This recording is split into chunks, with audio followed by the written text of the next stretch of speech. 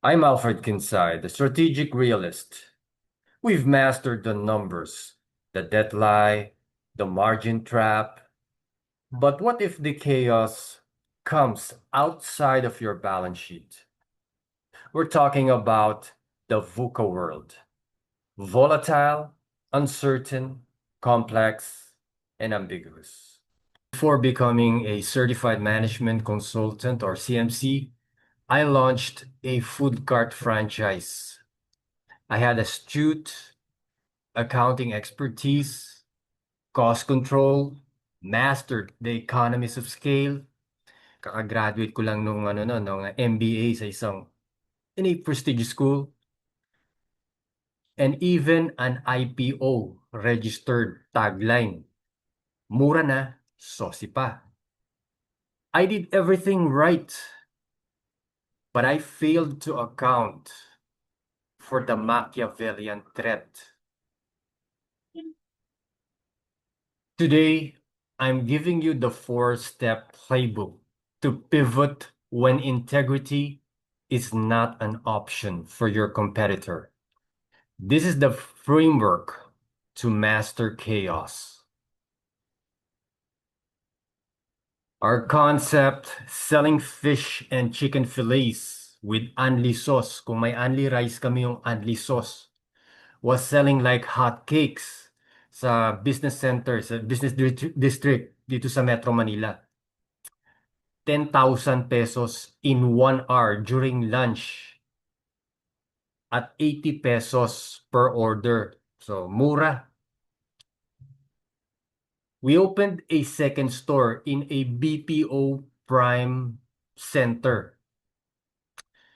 Sa tawagin na lang nating district center dito sa may Ortigas.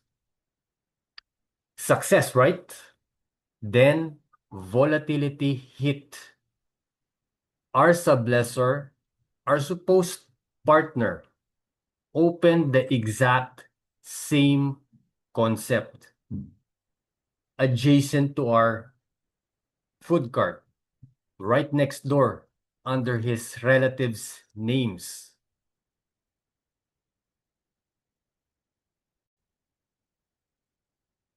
They priced their goods at 60 pesos, at 20 pesos difference from our 80 pesos. Our sales immediately plummeted by nearly 50%.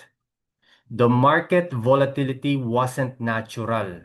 It was man-made, fueled by a competitor who we discovered wasn't paying the rent kasi nga sila yung nagpapaupa nun, giving them an unfair cost advantage over our fixed cost structure.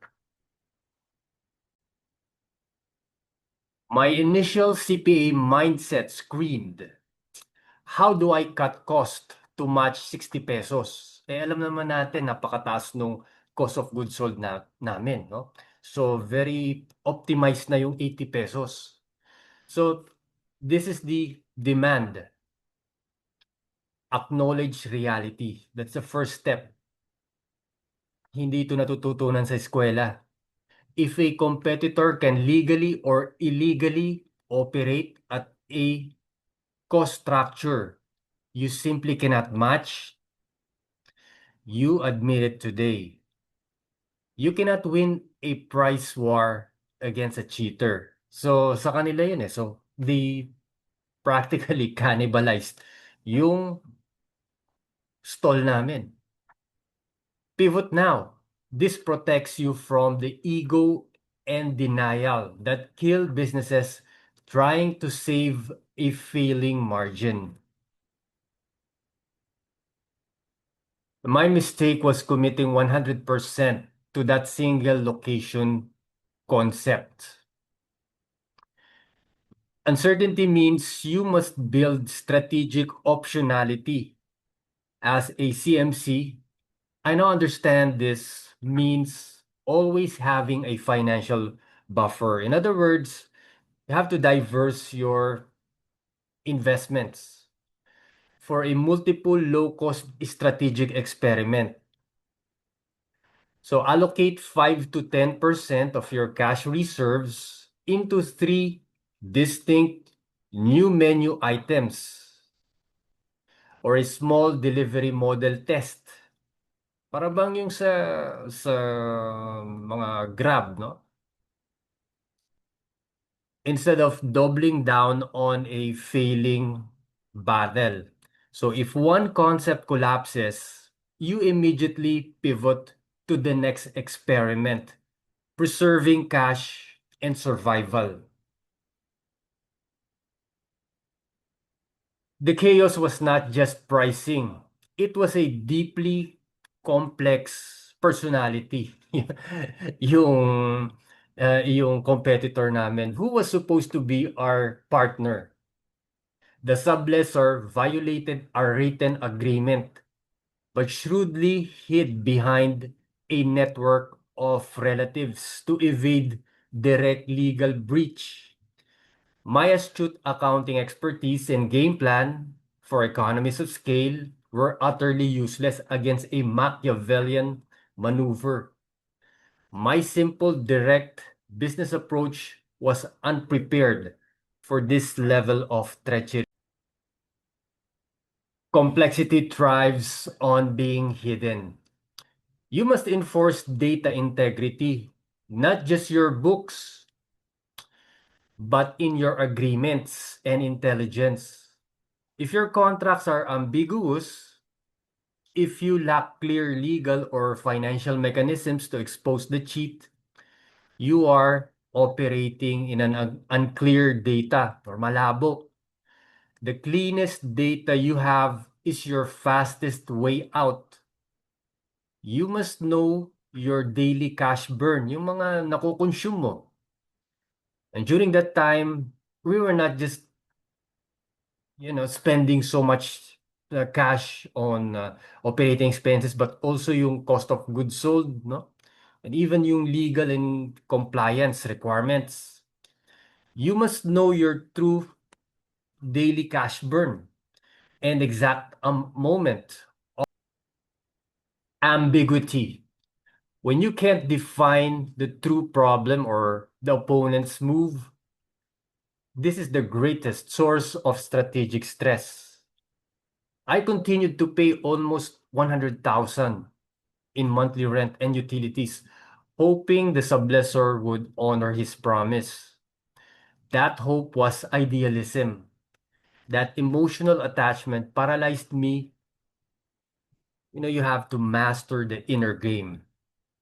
The strategic realist cuts the loss immediately when the data, the 60 pesos price broken into agreement, no rent payment, points to unavoidable run. In other words, sa kanila yung teritoryo eh. So they can price their goods at 60 pesos, which is bagsak presyo compared to our 80 pesos. So a lot of our customers nag-shift doon, no? So this is the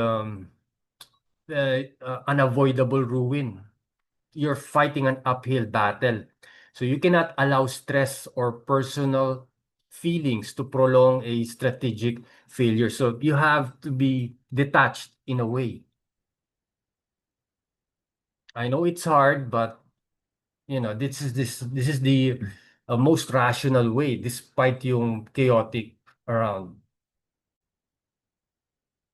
My food cart franchise failure taught me that astute expertise in accounting and a perfect game plan mean nothing if you can't survive the external strategic threats. The VUCA world rewards agility, not perfection. This playbook isn't about avoiding chaos. It's about mastering your response to it. The greatest strategic mistake is clinging to a failed plan out of ego or idealism. Be ruthless, be agile, be the strategic realist. Integrity is strategy. If this framework gave you the survival kit you need, hit subscribe. I'm Alfred Quinsay. I'll see you in the next analysis.